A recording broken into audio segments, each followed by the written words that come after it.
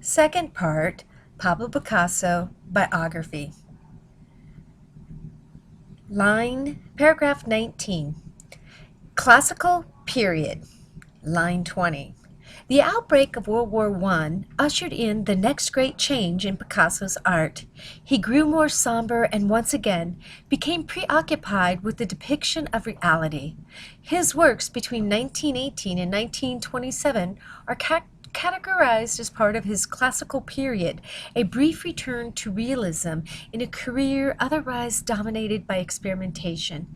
His most interesting and important works from this period included Three Women at the Spring, Two Women Running on the Beach / The Race, and The Pipes of Pan. Surrealism. From 1927 onward, Picasso became caught up in a new philosophical and cultural movement known as Surrealism, the artistic manifestation of which was a product of his own Cubism.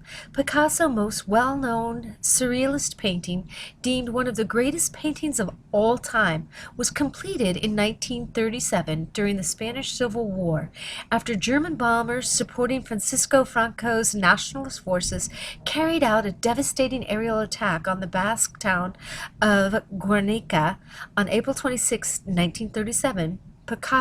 Picasso, outraged by the bombing and the inhumanity of war, painted Guernica, painted in black, white, and grays. The work in a surrealist testament to the horrors of war, and feature of miniature and several human-like figures in various states of anguish and terror. Guernica remains one of the most moving and powerful anti-war paintings in history. Self-portrait, Facing Death, and other later works. In the aftermath of World War II, Picasso became more overtly political. He joined the Communist Party and was twice honored with the International Lenin Peace Prize, first in 1950 and then again in 1961. By this point in his life, he was also an international celebrity, the world's most famous living artist. While paparazzi chronicled his every move, however, few paid attention to his art during this time. In contrast to the dazzling complexity of synthetic cubism, Picasso's later paintings of these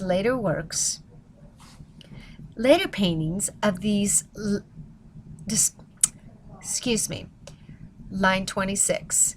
In contrast to the dazzling complexity of synthetic cubism, Picasso's later paintings display simple, childlike imaginary and crude technique. Touching on the artistic validity of these later works, Picasso once remarked upon passing a group of school kids in his old age. "When I was old as these children, I could draw like Raphael, but it took me a lifetime to learn to draw like them." Picasso created the epitome of his later work, Self-Portrait Facing Death, using pencil and crayon a year before his death. The autobiographical subject, drawn and with crude technique, appears as something between a human and an ape, with a green face and pink hair, yet the expression in his eyes capturing a lifetime of wisdom, fear, and uncertainty, is the unmistakable work of a master at the height of his powers. Death and Legacy. Line 28. Pablo Picasso continued to create art and maintain an ambitious schedule in his later years, superstitiously believing that work would keep him alive. He died on April 8, 1973, at the age of 91, in Mâcon, France. His legacy, however, was long endured.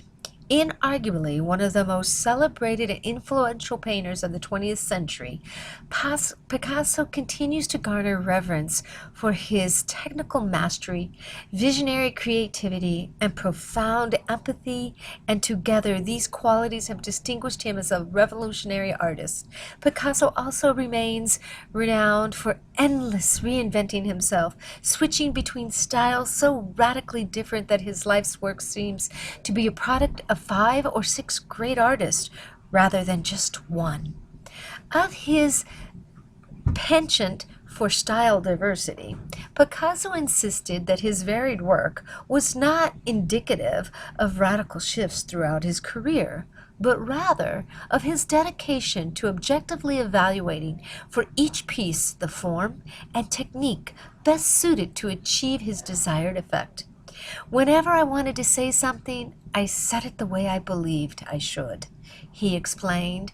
Different themes inevitably require different methods of expression.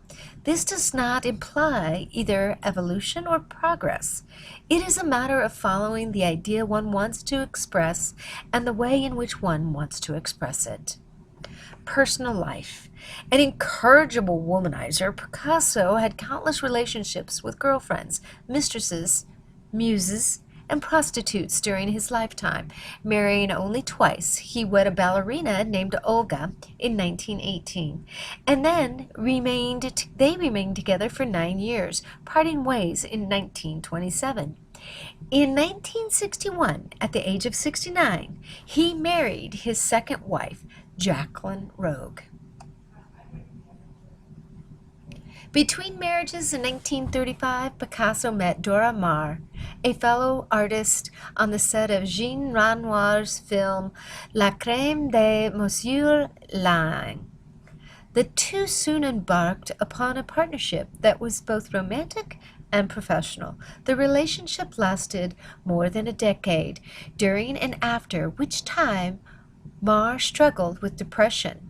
They parted ways in 1946, 3 years after Picasso began having an affair with a woman named Francis Gillot. Picasso fathered 4 children: Paul, Maya, Claudia, and Paloma. This is the artwork that you guys will be evaluating and answering questions on using the biographical information on these last 2 readings. And then these are the questions that you will be answering. And you also have a discussion note taker on the last page. This concludes the final reading on the biography for Pablo Picasso.